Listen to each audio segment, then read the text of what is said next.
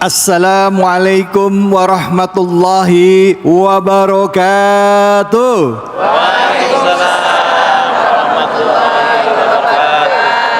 Alhamdulillah. Ibu-ibu gimana kabarnya, baik? Alhamdulillah. Pak. Alhamdulillah. Pak. Tidur lagi. Kabarnya gimana, baik? Alhamdulillah. Alhamdulillah. Tentunya kami berharap semua pemirsa yang ada di rumah juga dalam keadaan sehat walafiat. Amin ya rabbal alamin. Hari ini alhamdulillah kita kembali bersilaturahim dalam program yang insya Allah selalu dinantikan setiap akhir pekan, yaitu Cahaya Hati Indonesia. Mari pertama-tama kita panjatkan puji syukur kita atas kehadirat Allah Subhanahu wa taala Sang Rabbul Alamin. Tidak lupa kita berikan salawat dan salam kita kepada junjungan kita Nabi besar Muhammad sallallahu alaihi wasallam beserta keluarga, sahabat dan umatnya yang setia hingga akhir zaman. Ibu-ibu dan bapak-bapak, saya mau tanya sebelum kita masuk ke tema. Ibu pernah cemburu enggak? Pernah. Jujur. Bu. Ya. Pernah cemburu enggak? Ya. Gitu suaranya. Jawab pernahnya. Pernah. Pak. Oi, Pak. Ya. Oi. Ya. Pernah cemburu enggak? Pernah. Pak. Pernah. Sering kata ibunya. Cemburu. Suami cemburu sama istri, istri cemburu sama suami. Kadangkala itu jadi bumbu dalam pernikahan. Nah, gimana kita mau menyikapi ini? Tapi sebelumnya saya mau memperkenalkan dulu dosen-dosen kita. Wah, dosen-dosen. Gara-gara tadi ngomong ini banyak yang ada juga yang guru saya di salah satu perguruan tinggi ya di PT IKI. Hadir guru-guru kita yang insya Allah akan membagikan ilmunya. Yang pertama salam hormat dan takzim saya untuk Ustadz Zezen Zainal Mutakin. Assalamualaikum warahmatullahi wabarakatuh. Alhamdulillah. Gimana kabar?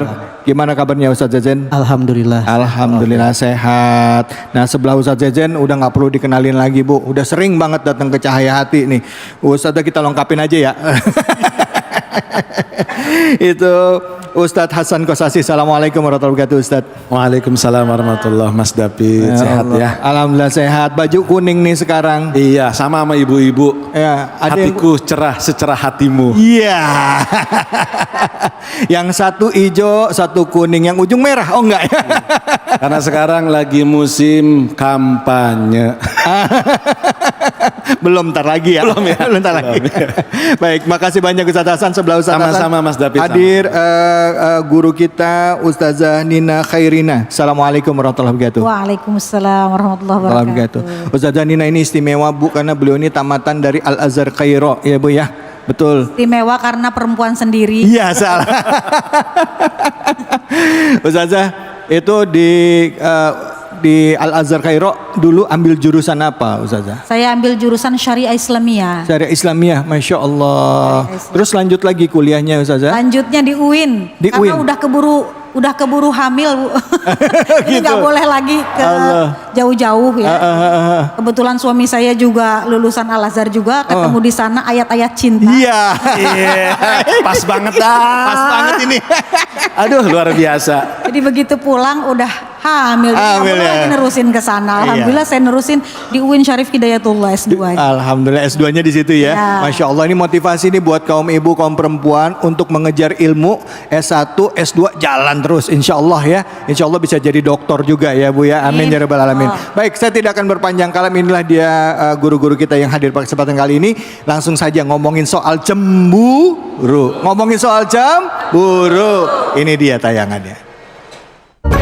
Pemirsa, beberapa hari yang lalu telah terjadi sebuah kejadian yang tragis.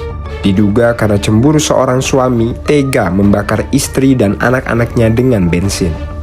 Aksi ini pun mengejutkan warga sekitar. Tak hanya itu, melihat ketiga korban telah terbakar, sang suami pun ikut menyiramkan bensin pada tubuhnya sendiri. Api pun seketika menjalar dan bertambah besar. Beruntung api bisa cepat dipadamkan oleh pemadam kebakaran. Ya, inilah dia cemburu buta, akhirnya nyawa jiwa pun melayang ya. Silakan untuk menyikapi ini Ustadz Zazen, fadol. Waktunya singkat, Ustadz. Oke, terima kasih atas waktunya. Berkaitan apa yang sudah ditayangkan tadi, ternyata Islam itu hadir di tengah-tengah masyarakat, kita umat muslim sebagai rahmatan lil alamin, sebagai rahmat, dan hadirnya Islam mengajarkan kita untuk tidak saling membenci kekerasan dan sebagainya. Termasuk apa yang sudah tadi ditayangkan terkait rasa cemburu. Dalam Islam ada batasan. Jangan sampai rasa cemburu buta. Kalau ada rasa cemburu buta, ini yang akan mengakibatkan keterpurukan, mengakibatkan hal-hal yang negatif pada diri kita. Maka sahabat Ali radhiyallahu anhu pernah berkata, jangan kalian cemburu kepada keluarga-keluargamu. Yang akan muncul kalau ada cemburu buta, maka mengakibatkan dampak buruk. Oleh karena itu, adapun yang namanya cemburu itu dalam Islam ada batasan dan ada koridornya. Inilah sifat cemburu yang perlu berlandaskan secara Islami, cemburu yang berasaskan keimanan yang kuat. Terima kasih. Baik, alhamdulillah. Terima kasih banyak Ustaz Jajan. Silakan Fadl Ustaz Hasan, Ustaz Sasi. Ya. Kalau melihat Fiti tadi, alangkah sungguh meriskankan, menyakitkan hati ya. Hanya karena cemburu Pak, yang mungkin belum tentu terjadi.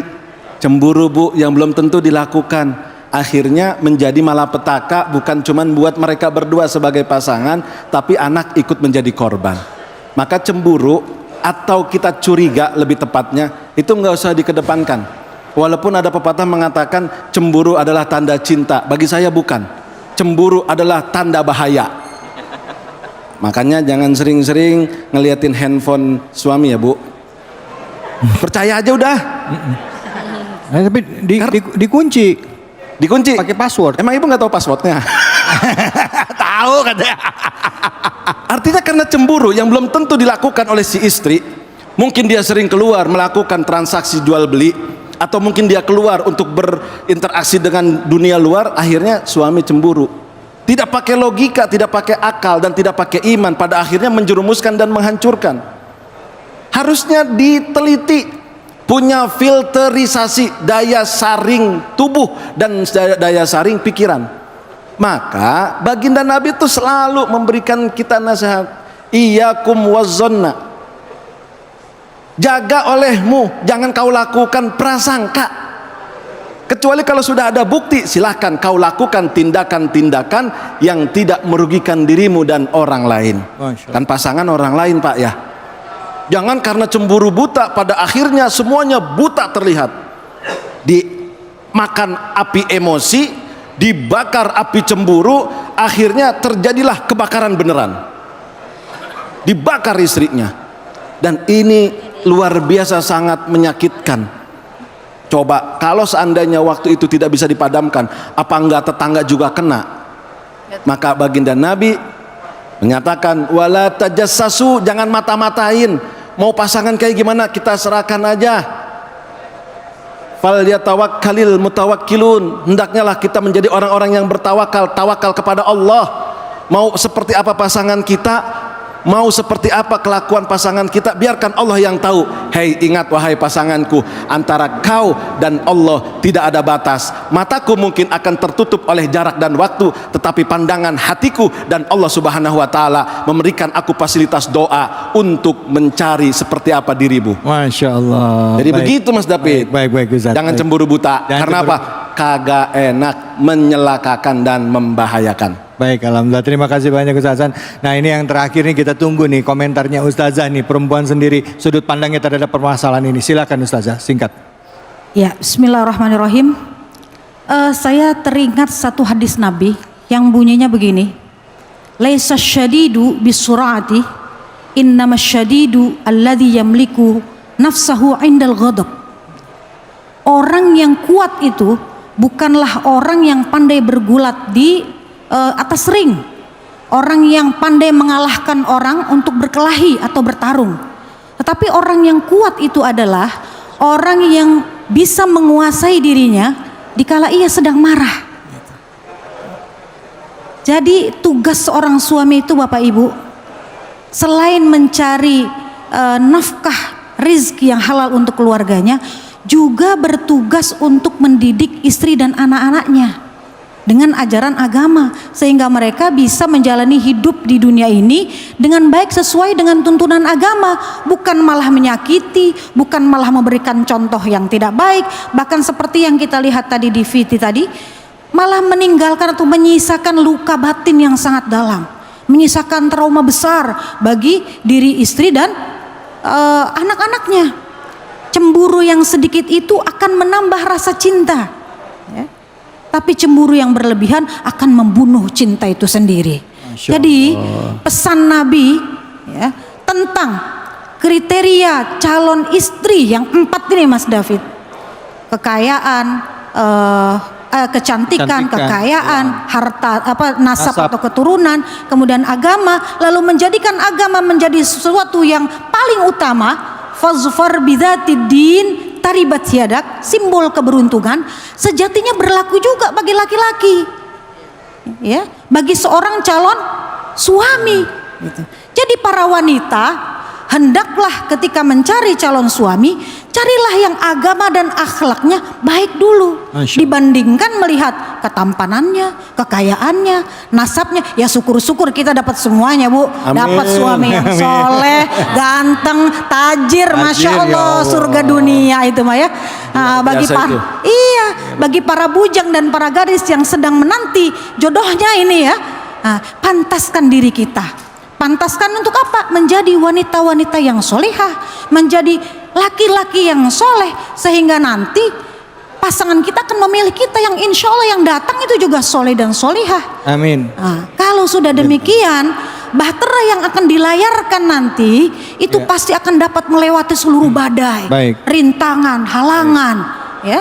Baik. Itu karena apa? Karena sudah dinakodai oleh seorang suami yang paham betul tentang jalan hidup, yaitu agama, dan dinavigatori atau didampingi oleh seorang istri yang paham betul tentang rambu-rambu kehidupan syariat. Dengan demikian akan sampai pada tujuan hidupnya, yaitu apa? Bahagia di dunia dan selamat di akhir. Amin. Terima kasih banyak Ustazah. Giliran tadi dilihat dari gantengnya, amin katanya. Amin. Terus ilmunya nasabnya, amin. Amin. Begitu kayanya, amin. Kelihatan banget ya. Aminnya kenceng banget ya, yang kayanya ya. Ngarep banget itu. Allahu Akbar. Baik ibu-ibu, itulah tadi yang disampaikan oleh guru-guru kita ya mengenai masa cemburu. Nanti akan kita bahas lebih dalam lagi.